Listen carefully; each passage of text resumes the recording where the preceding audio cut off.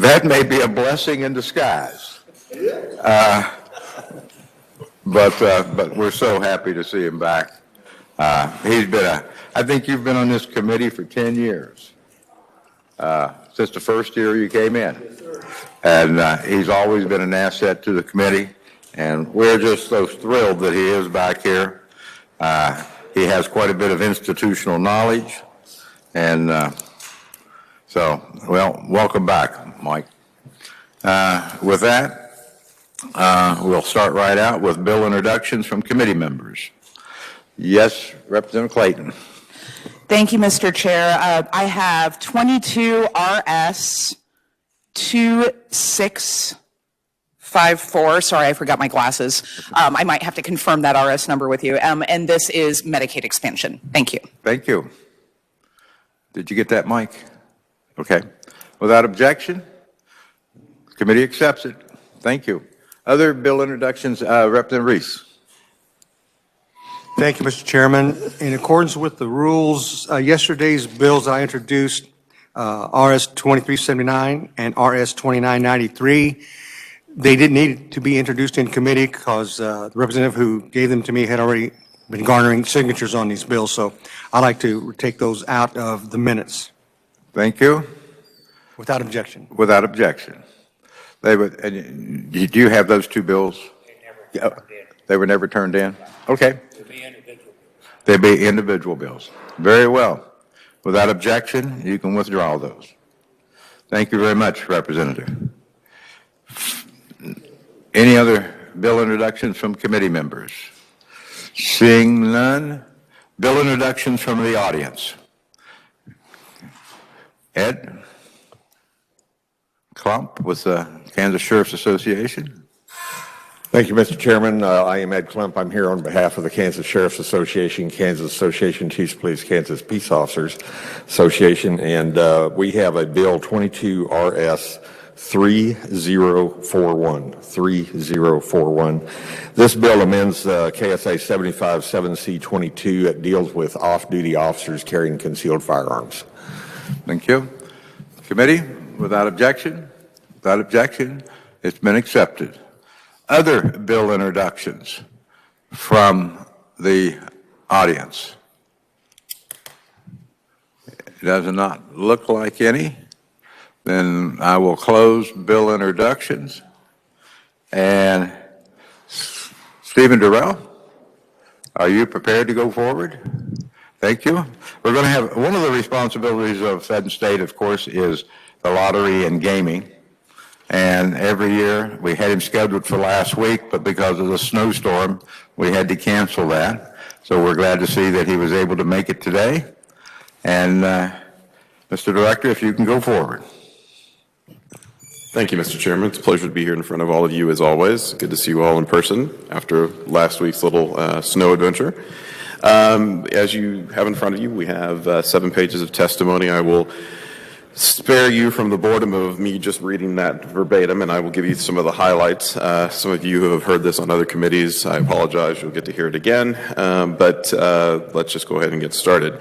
As you remember, there are 2 aspects of what the lottery does. There's the traditional lottery side, and there's the expanded lottery side. Let's talk about the traditional lottery side, which is what most people think of when they think of lottery. And net sales for the traditional lottery for fiscal year 2021 totaled about $326 million as compared to $275-ish million in fiscal year 2020. The 2021 sales represented the lottery's highest number ever, due in large part to large Mega Millions and Powerball jackpots in January of 2021, which is great, but it's also problematic when we go through January of 2022, and those numbers aren't quite as high as they were in 2021 because the jackpots are not quite as high. Fiscal year of 2020 saw a lack of high-profile jackpot prizes and lower sales in each of those 3 games: Mega Millions, Powerball, Super Kansas Cash. Instant ticket sales were $218.5 million in fiscal year 2021, which is an increase of about 17.5% compared to $186-ish million in fiscal year 2020.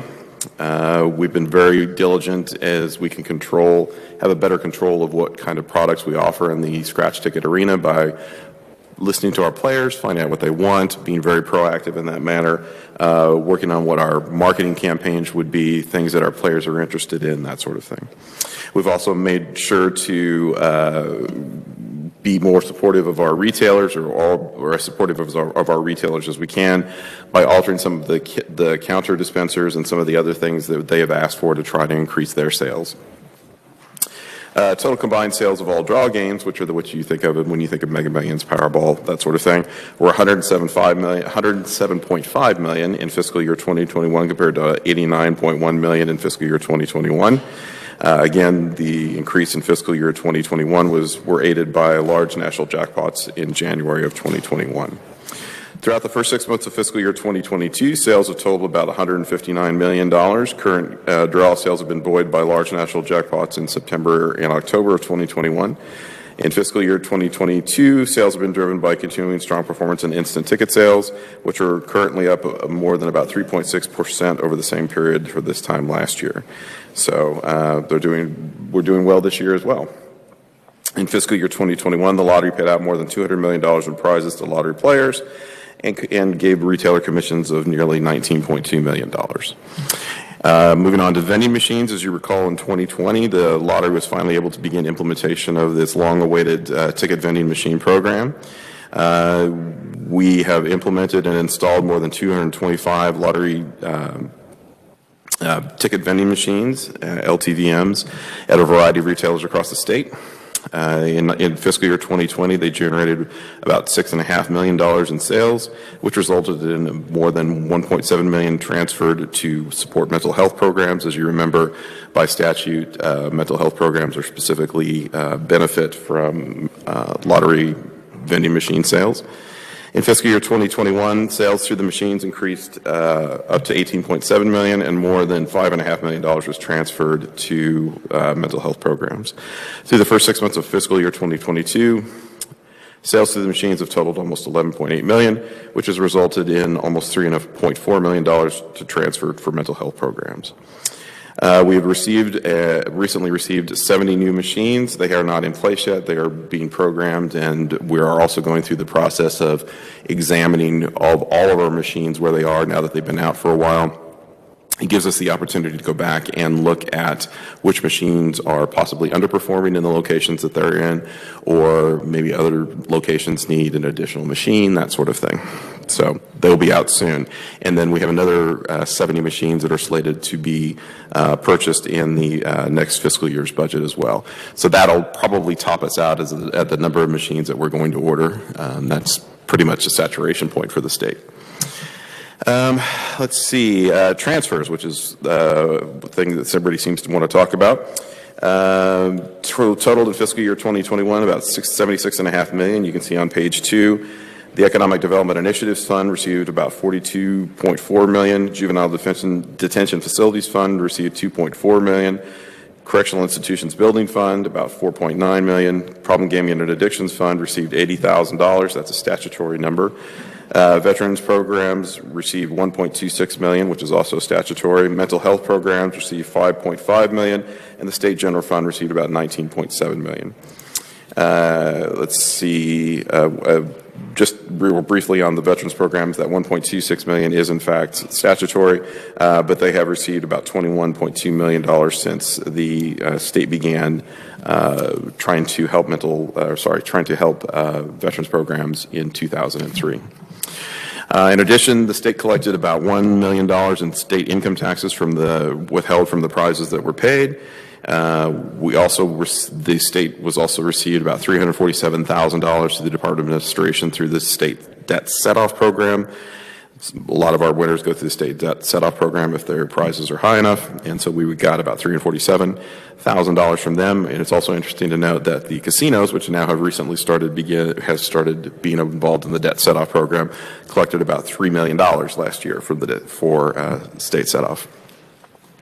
Talking real briefly about some of the partnerships and things that we have made over the last several years. Our Play On program began in fiscal year 2017, which is our second chance player loyalty program. It's been very popular. We can have nearly 368,000 members, which is a tremendous number for the state this size. They've also had $65 million tickets. 65 million tickets have been entered by players in the amount of time that the program has been in place. They have the ability to enter winning and non-winning tickets into the program for points and then redeem those points for the chance to enter and win other prizes and that sort of thing. In March of 2020, the state was really excited. We were excited to offer a ticket checker program. It was one of our most requested things from some of our players. And that allows players to double check and see if they have a winning ticket right off of their mobile device. And in that time, about 33 million, almost 34 million tickets have been checked by players. In fiscal year 2022, we also had our Millionaire Raffle, which of course is 150,000 available tickets. That again sold out, and we announced the winner on January 5th of this year. Just as a side note, no one has come forward to claim that $1 million winner, so check your tickets. We also have a $1 million Mega Millions winner that from June of last year, which is also not claimed. So we have $2 million winners that have not claimed. Don't ask me. I would check my tickets more regularly than that. As always, we have been very careful, as you've heard me mention, to make sure our number of instant scratch tickets is compatible with what our players want. We launched 49 instant scratch tickets during fiscal year 2021, and we continued our very popular partnerships and sponsorships with the Chiefs, the Royals, Sporting Kansas City, the Monarchs in Kansas City, NHRA, Heartland Park, NASCAR at Kansas Speedway. We also continue to be sponsors and at events such as the Kansas State Fair, Country Stampede, and Riverfest in Wichita. We also have been, in the last several years, been very proactive in having partnerships and marketing agreements with our friends at the universities, KU and K-State in particular. Those are very, very popular with our players. They have the ability to use their play-on points to win chances to go to games or away games or trips to, for example, bowl games for Kansas State last year and that sort of thing. So those have been very popular. And one of the things we've noticed is that, and I think this is probably true for all lotteries, that players really love the opportunity to win something that they couldn't win or they couldn't buy even if they had all the money, in the world. And that has the opportunity to, maybe stand on the sidelines during a game or, be on field level at the Royals games, those sorts of things. And players really love that, and those are very popular for us. So we continue to do those. In fiscal year 2022 so far, the instant game category continues to perform well, outpacing fiscal year 2021 sales with nearly $103.1 million through the first 6 months. Total draw games for fiscal year 2021 are $56.2 million. Across all games, year-to-date sales are about $159.3 million, which is about $12.4 million in the same period in fiscal year 2021, and we have transferred about $39.5 million to the state. Cumulatively, since the lottery began 34 years ago, we've had net sales of over $6.8 billion. $3.8 billion has been won by players. We've created approximately 100 millionaires in the state of Kansas. More than $393 million has been paid to lottery retailers, and more than $2 billion has been transferred to the state. Moving on to our second prong of what we do at the lottery, our expanded gaming or our casino gaming. As you know, the state owns and operates the gaming aspects of what are at the 4 casinos here in the state. We'll go through each zone here in a minute. But as you can imagine, over the last 2 years, COVID and the pandemic have been very difficult for all businesses, including the casinos, to operate effectively. I will say that the casinos have done a tremendous job in trying to maintain the safety and welfare of their patrons and their staff during those times.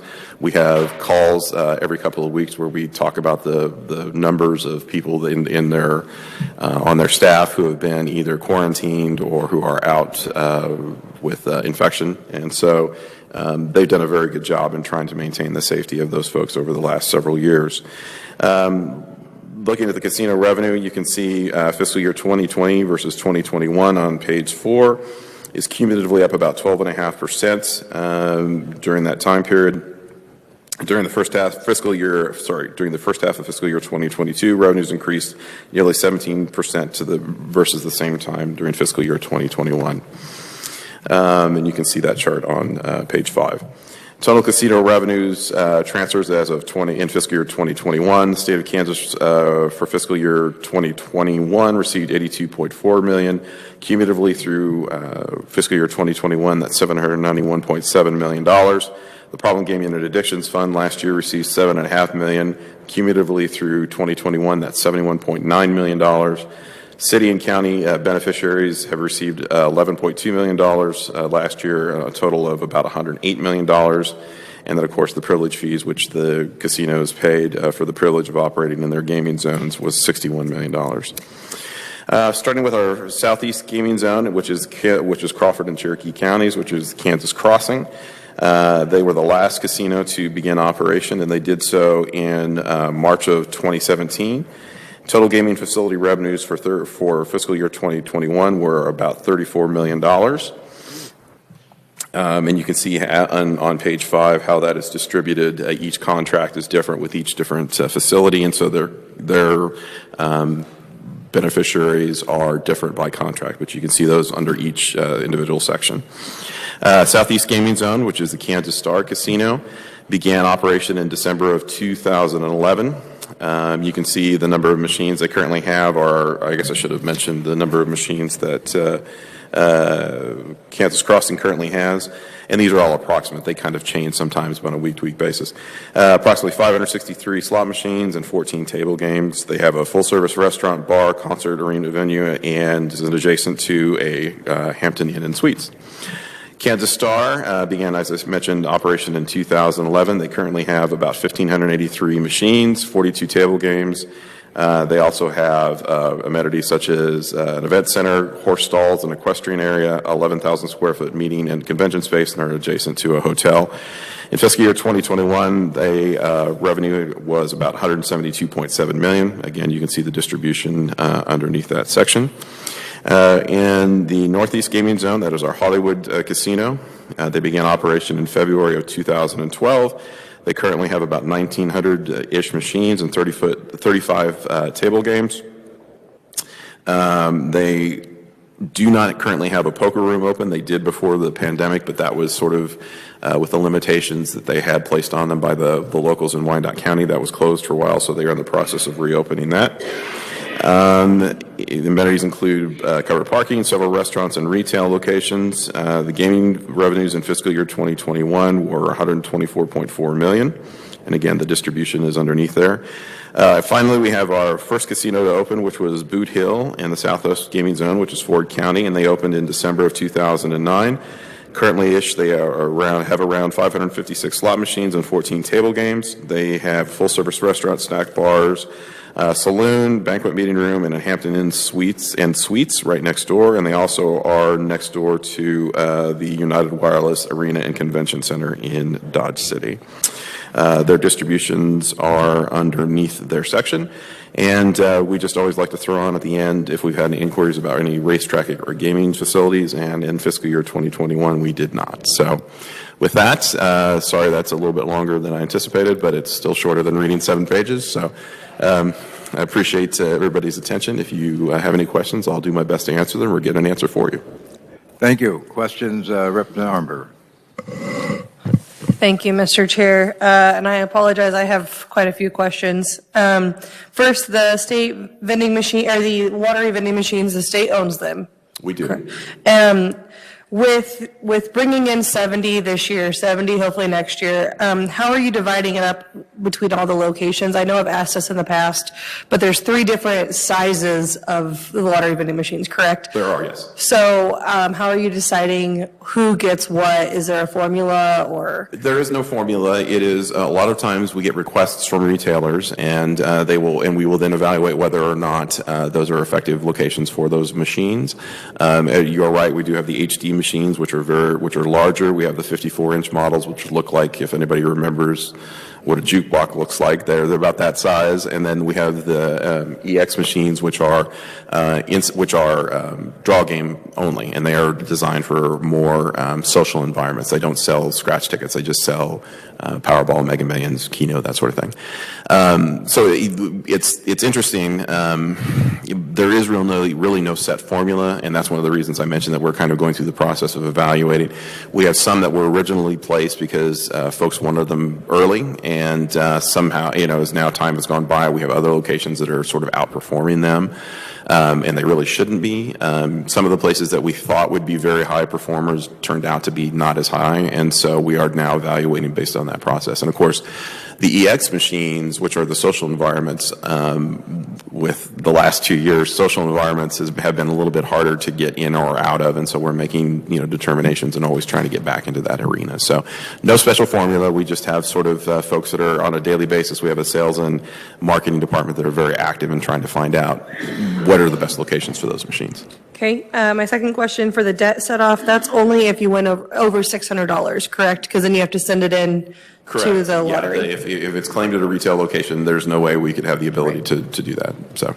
Okay, and then for your Play On that you started in 2017, have you seen an increase in sales with starting that, or in the end, are you handing out more prizes than revenue brings? No, I think that is evident by the last 2 years, and last year was our best fiscal year sales ever. I think that it's certainly a part of that, and it's like a number of different things. We are a business. We are a business that happens to be owned by the state, and we try to run it as such. And so any number of businesses have player loyalty programs, as we're all aware, and I think that obviously adds to the attraction of what we do to our players and gives them other opportunities to win.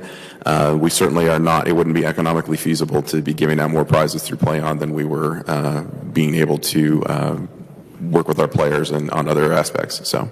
Okay, and my final question, I'm sorry, what challenges are you experiencing that maybe the state can help you with? Wow. That's interesting. I think that anytime, there are always challenges as any business. I mean, I think that in the last 2 years we've seen some really serious challenges involving just the things that most businesses are experiencing, making sure that we have the ability to hire people that are qualified to do the jobs that they want, that we need them to do. Pay scales, I think you'll hear from any other executive directors, are difficult to sometimes attract talent and keep them because with the private sector certainly pays better. Of course, we're one of the few industries on earth that doesn't have an online presence in our sales department. We don't sell our product online. That's always difficult. But all of those things I know that you guys are certainly aware of and are working on a number of different issues in that regard. So, but thank you for asking. Further questions? Yes, Representative Wagner. Thank you, Mr. Chairman. Mr. Durrell, I'm very curious, your fiscal year 2021 to 2022 on the Kansas Star Casino, sales are relatively flat where all the other casinos are doing very, very well. Is that attributable to the competition that has come up from the... I think the Kansas Star is in a very interesting position because they are... there's a number of competitors south of the Kansas-Oklahoma border that they have to compete with on a regular basis. And then, of course, now there is a new casino that is opened in Sedgwick County that is a tribal casino that was not necessarily expected or that has been contested by the state. And so that may have a part to do with it as well. So, and of course, there are other things as well, just economics and other things that there's really no specific reason I think you could point to, but there are a number of different factors. They're improving. All the casinos are improving as time goes by, but it certainly wouldn't be we just can't point a finger at them and say this is the reason why they're doing differently at that point. Thank you. That raises a question for the chair. I've heard it referred to, the one in Sedgwick County, as an illegal casino. Because it doesn't have the approval of the Bureau of Indian Affairs. Who has standing, if you know, to bring a lawsuit? Would it be the other casinos? Would it be the state of Kansas? Well, right now the state is, and I think this is probably a question more, and I don't want to get into the Attorney General's territory because they are challenging the legitimacy of that placement. I mean, there was an attempt to place that casino several years ago that the state successfully questioned and then just sort of a surprise that approval came later for that casino without any real notice to anybody. And I think that's one of the issues that the state is questioning. I think that's probably a standing question is probably better for the Attorney General to answer, just from the standpoint that I know that there's an active case out there that they're working on. So. Okay, thank you. No further questions. Thank you for coming here today. Thank you, Mr. Chair. As always, I know your office is always open. Absolutely. If you have any questions after today, please don't hesitate to reach out. We're here to help. Thank you. Thank you very much for appearing here today. Committee, if I could ask you to go to your files or your computer and bring up Senate Bill 2. I'll ask the reviser. Mike?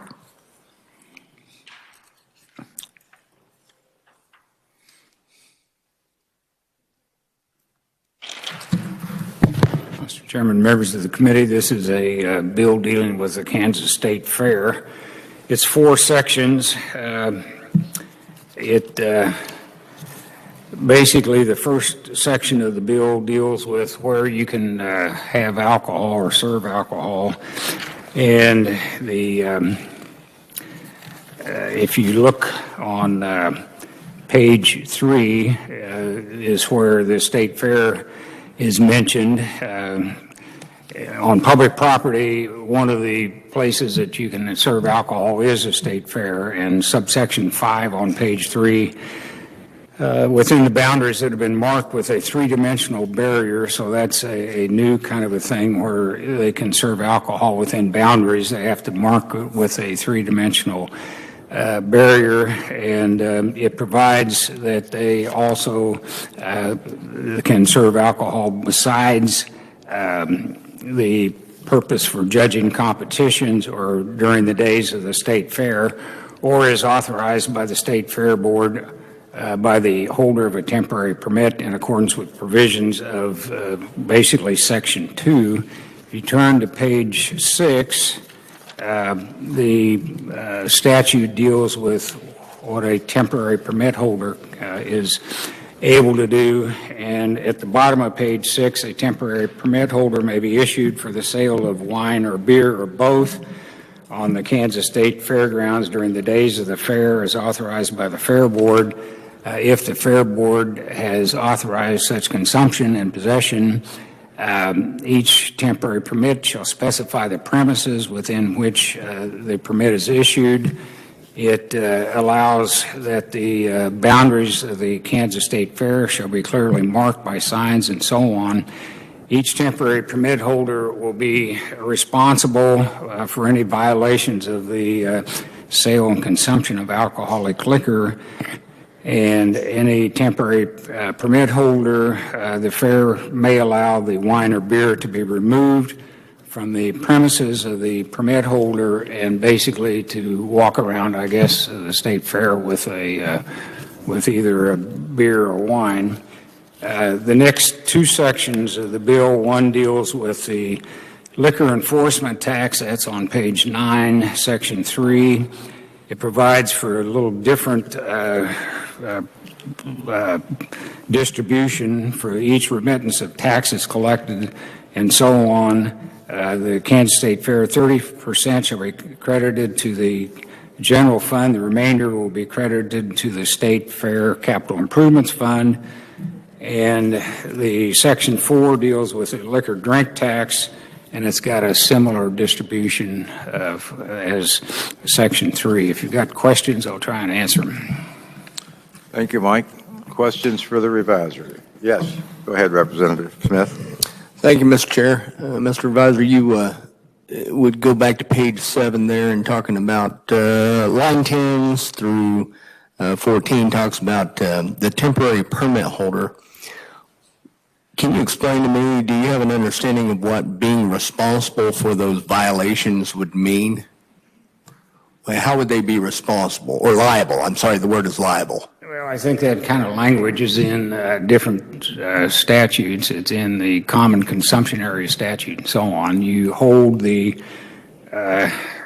person that sold the alcohol are responsible for any violations if there is some, I mean, underage sales, for example, the same way they would be if a liquor store sells to somebody under 21 or My concern is, and I understand those are almost clearly made, but my concern would be then we also have, we're going to have boundaries where they can have it and where they can't. So if somebody steps out of that boundary, we go back to the permit holder and we hold them criminally responsible for that? could be. Okay, thank you. Thank you. I would note that the bill passed the Senate last year, and they wanted to take it up on a conference committee last year, and we would not do that. It passed the Senate 31-8, and they wanted to put it in a conference committee, but because the House had not heard it, I did not do that. And that's the reason it was referred to Commerce, and then I got it referred from Commerce to this committee, which has jurisdiction over it. So that's how it all came about. There are some technical amendments because the bill needs to be updated because it is a holdover bill, but Yeah. and I think there may be some amendments. I've heard about them, but I haven't seen them specifically. Yeah, and we'll address that when we work the bill. But thank you. No further questions of the reviser. We have proponent Brian Schultz, General Manager of the Kansas State Fair. You must be new. Yes, sir. All right. Good morning and welcome to Federal and State Affairs. Good morning, Mr. Chair, members of the committee. My name is Brian Schultz. I'm the general manager at the Kansas State Fair. Started my position back in August of 2022, and I'm very excited to be here today to provide support for Senate Bill 2. The mission of the Kansas State Fair is to promote and showcase Kansas agriculture, industry, and culture, create opportunities for commercial activities, and provide an educational and entertaining experience for all Kansans. Even when your predecessors passed legislation creating the framework for our county fairs, they knew entertainment was an important component of a successful fair. Even though the fair's main mission is to promote agriculture, industry, and the state of Kansas, we are and always will be an entertainment business. As we're all aware, alcohol consumption is an important and acceptable part of many people's entertainment and leisure activities. From our national pastimes to college sports, even in movie theaters and theme parks, beer and wine are just as natural as baseball, hot dogs, and apple pie. Senate Bill 2 seeks to create, under the direction of the Kansas State Fair Board, a three-dimensional barrier on the fairgrounds to allow consumption of alcoholic liquor outside our designated beer garden areas. Having served as a general manager of a fair for over 14 years, I have witnessed firsthand the consumption outside of designated beer gardens in many fairgrounds across the country. I believe that it will offer great benefits to our fairgrounds and also have an economic impact to it. I've seen in fairgrounds across the countries where people are able to stroll throughout the grounds with if they so choose, a glass of beer or wine in their hands while they're visiting vendors and exhibitors. I've also seen on many fairgrounds across the country where designated beer gardens are the only areas where alcohol is served. This does have an effect on family and how people get around. A lot of parents will say, here's $5, here's 25 tickets, go play, and the family unit is lost there. Where if they have the opportunity to walk around, if they so choose, and want to have an alcoholic beverage, it kind of keeps everyone together. Finally, Senate Bill 2 provides for each of the remittance of tax collected upon the gross derived for sales of alcoholic liquor, that 30% would go to the state and the remaining 70% would come to the Kansas State Fair towards our fair's capital improvement fund. This provision is also set to expire if the Kansas State Fair would leave the city of Hutchinson. Being a fee-funded organization, these additional dollars will afford us the additional revenue and continue to upkeep our grounds and buildings. An estimated $30,000 in additional revenue could be put towards our capital improvements every year. Once again, thank you for the opportunity to stand in front of you in support of Senate Bill 2, and I'd be open for any questions that you have. Thank you. Questions for the director? Yep. Go ahead, Rep. Howe. Thank you, Mr. Chairman. Thank you, Mr. Schultz, for being here this morning. Has the State Fair Board designated where those areas are? Because I know there are some concerts and major events at the State Fair. So would that be included? We are in the process of putting those together. Once we know when and if the bill goes through, we'll designate that. And it also depend on the event that's happening on the grounds. Okay, thank you. And also, does the State Fair Board have any position on whether or not spirits, if there was an amendment offered to include that in this bill? At current time, beer and wine are the only things that are served on our fairgrounds. Correct. But do you have a position on if it were to be proposed spirits to be also included? Do you guys have a position on whether or not that would be Thank you for the something you clarification. want? Yeah. At this point in time, I am not aware of that. Okay, thank you. Further questions? Seeing none, thank you first, sir, for coming Thank here you. today. Have a wonderful day. Committee, I'll direct you to Tyler Rutt, also a written proponent, Central State Council for the Wine Institute, as a proponent. Anyone here appearing as a proponent? Seeing none. Anyone here appearing as an opponent? I do not have anyone listed. Seeing none. Is there anyone here that would like to appear as a neutral? Again, I have none. No takers. Then I will close the hearing on Senate Bill 2. Committee, we're here tomorrow. We have other business to take care of. Someone had indicated they may have a bill to introduce tomorrow, and I think also from the audience. So we'll take up bill introductions. We have probably a full agenda tomorrow. We're going to take the entire time. It is the Convention of States. Anything else for the good of the committee? Seeing none, we are adjourned.